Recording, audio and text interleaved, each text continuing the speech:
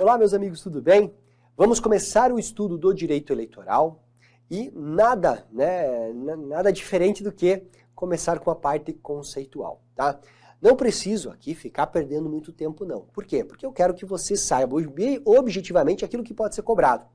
Pode até cair numa questão discursiva, pode cair numa questão conceitual objetiva, e mesmo que não caia em questão, não importa, você tem que saber um pouco sobre o que é a nossa matéria, até para você saber direcionar bem o seu estudo.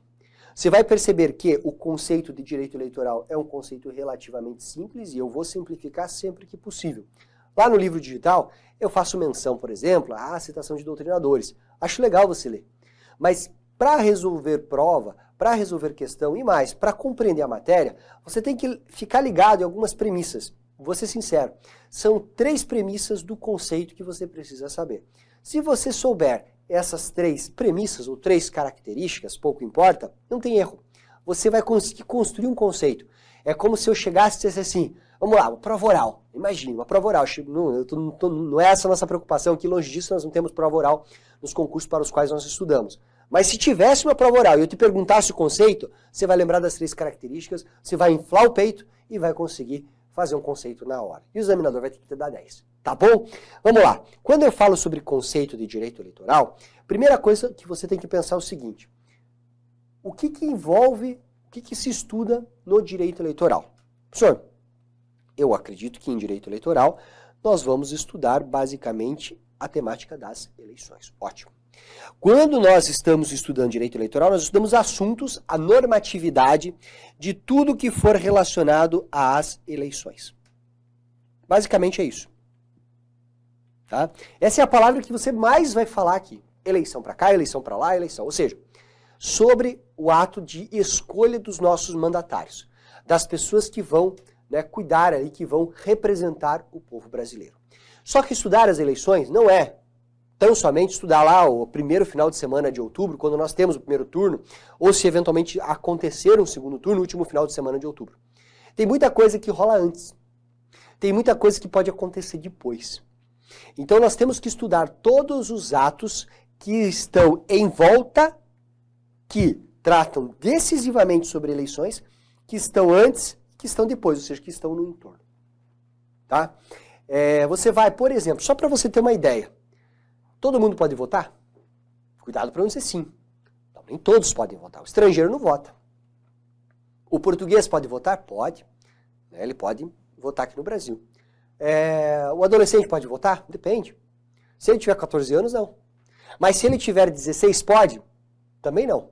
Se ele não estiver alistado. O maior de 18 pode votar? Não. Se ele não estiver alistado. O alistamento eleitoral é um tema tangente às eleições propriamente, ao ato de você ir lá e teclar os numerozinhos e confirmar o seu voto. Mas é um pressuposto necessário para que a eleição aconteça. Isso é estudado onde? Aqui. Certo? Nós temos o que mais? Nós vamos estudar inelegibilidades. Todas as pessoas podem concorrer a cargos públicos eletivos? Aí você vai dizer, professor, eu sou o cara que estuda constitucional. É claro que não. O presidente da República tem que ter 35 anos, ótimo. Mas além disso, se eu tiver 35 anos, eu vou me entregar, eu estou chegando lá. Eu vou poder concorrer a presidente da República muito em breve. Eu posso? Basta isso? Não. Eu tenho que preencher as condições de elegibilidade. Eu tenho que ser escolhido perante um partido político, já tem que ter uma vinculação a um partido político há um certo tempo, tem que ter um domicílio eleitoral específico, no caso do presidente não é uma preocupação, porque pode ser em qualquer ponto do território nacional, mas enfim, existem condições. E além disso, eu não posso ser o quê? Eu não posso ser um salafrário. Eu não posso ter praticado crime, eu não posso ter sido corrupto, eu tenho que ter cuidado do dinheiro, se eventualmente eu tive contato com dinheiro público, cuidado do dinheiro público de forma proba, porque se eu incorrer em improbidade administrativa eu estou ferrado. São hipóteses que vão bloquear a minha candidatura. É tema estudante eleitoral? Sim. Tá? Nós temos o quê? Registro dos candidatos. Nós temos as eleições propriamente. A votação começa às 8 horas. Se encerra às 5. Se eu chegar lá no dia para votar 2 minutos antes das 5, tem 10 pessoas na minha frente, eu vou para a fila quietinho e fico lá. Deu 5 horas, quem votou, votou, quem não votou vai embora? Não. Existe uma regra que disciplina que as pessoas que estiverem lá vão receber uma senha, A partir do momento que deu 5 horas, essa senha não é mais distribuída, caso haja fila, geralmente não existe, porque o procedimento nosso de votação é bastante célere e acabou. Certo? Mas são regras disciplinadas. Tá bom, elegemos o cara, acabou? Não. Tem todo um procedimento para você saber quem é o candidato que foi eleito. Aí você diz, professor, mas isso é fácil, é o mais votado. É? Será que é o mais votado? Nós temos situações que sim. Temos situações de maioria absoluta, de maioria simples, tem que cumprir mais de metade dos votos, tem simplesmente ser o mais votado entre todos.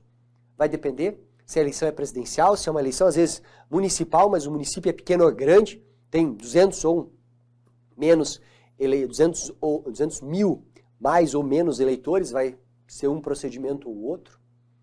Varia muito. Tem um sistema proporcional, que é lá para cargo, por exemplo, de vereador, deputado federal, deputado estadual, cujo voto é dado pro partido, e o partido que cumprir algumas cotas, são as cotas, dos quocientes, que são o quociente partidário, ele vai ter direito a um número X de candidatos, e aí você vai ver dentro do partido quantos eles elegeram.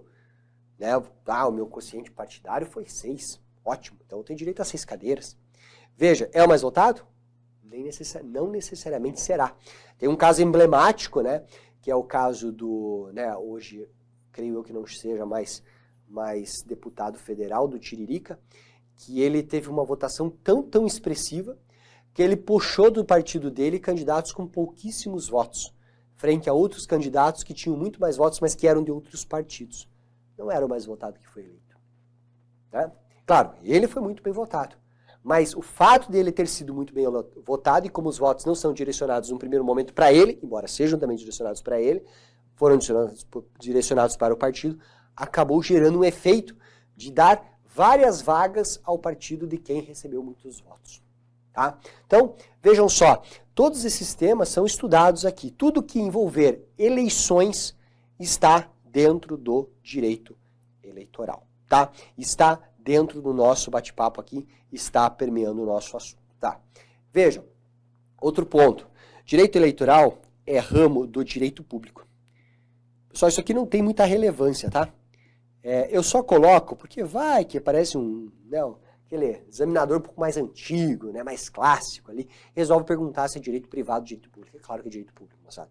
Por quê? Porque vai trabalhar na condução da máquina pública. É um assunto de natureza pública, de ordem pública.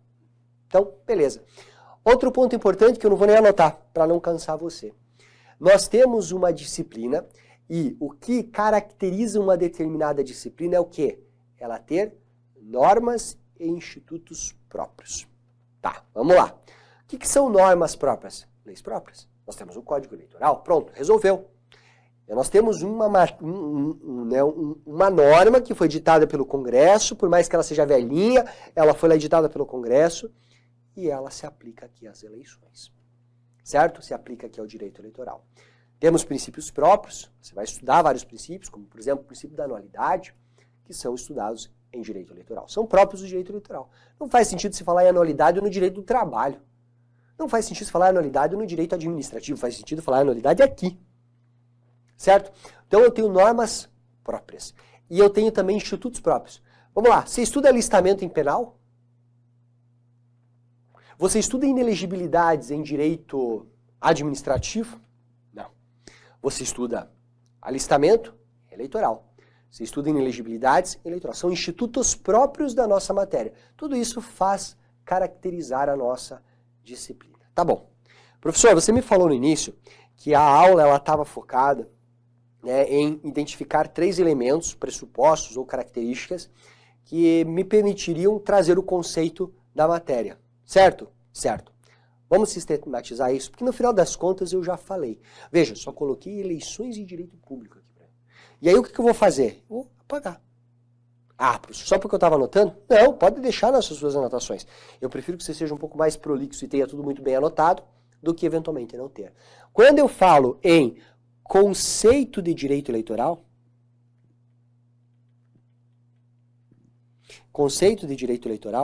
você vai precisar lembrar basicamente de 3 características. Eu já falei, tá? Eu só vou sistematizar. 3 características. A primeira, é o quê? É um ramo, e aí eu vou escrever, um ramo do direito público.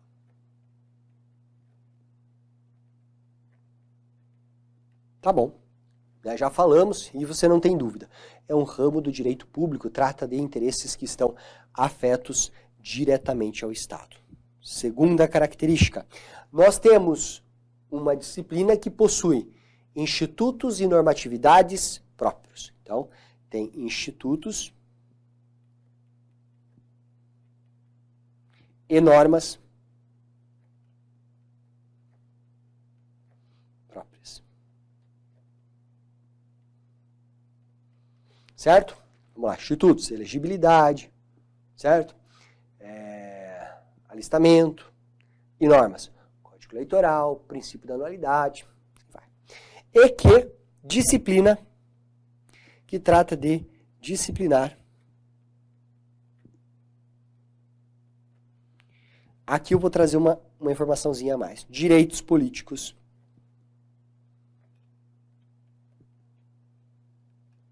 E eleições.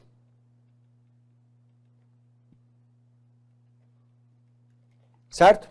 Vai disciplinar ali os direitos políticos e as eleições. Direitos políticos para que eu possa votar, para que eu possa participar do Estado, para que eu possa ser eleito e regrar toda a temática das eleições com tudo que vem em volta.